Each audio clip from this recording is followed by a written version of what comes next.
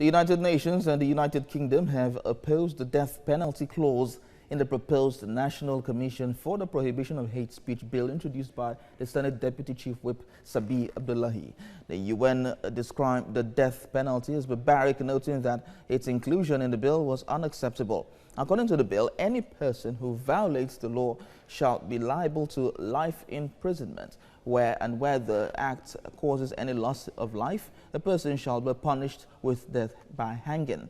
But the spokesman, United Nations Educational, Scientific and Cultural Organization Olusola Macaulay, said the global body would not support the bill, noting that the UNESCO advocacy group Media and Information Literacy Coalition would soon meet with the National Assembly over the proposed legislation.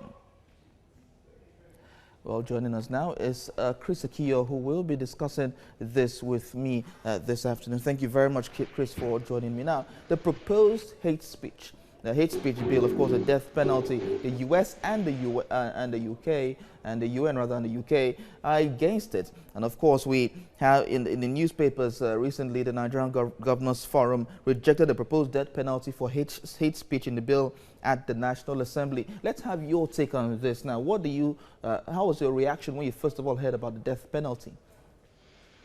Thank you very much and good afternoon. I think it's not just about me. I'm sure over 180 million Nigerians were taken aback by such a proposal coming from our National Assembly. Hate speech is the least of Nigerians' problem today. There are so many things that the devil or that we expect our National Assembly to push. The issues of their oversight functions, the issues of failing roads, the issue of power, the issue of corruption. So to say the least, that a deputy speaker would rise up and then say he wants people to die because they express themselves in a manner that perceived to be hate speech becomes worrisome. Particularly when we cannot really truly define what hate speech is. It is perceived from the point of the person who calls it speech. People will reflect. Our country today, people reflect or speak in a manner that reflects their feeling. And if they disagree with a particular opinion, it can be termed as hate speech. Such a law, it can best be described as animalistic and a preparation for perceived opposition to be muzzled and destroyed, particularly with the death sentence or by hanging that is put on that speech. I think that the National Assembly should concern itself more with issues that would deal with their overtime function. As to so many roads that the government is saying it is designing and people have no roads. As to electricity that people are saying are distributing and don't exist.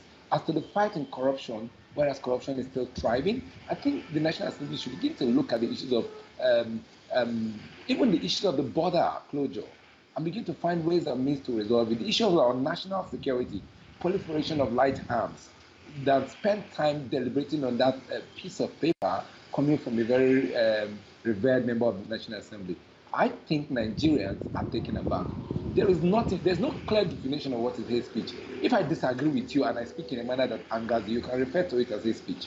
So in that bill, we do not know what they mean by hate speech. Globally, people disagree with their governments and people disagree with their citizens and people express themselves freely. The hallmark of democracy is the freedom to speak, freedom to express, freedom to say things the way you feel.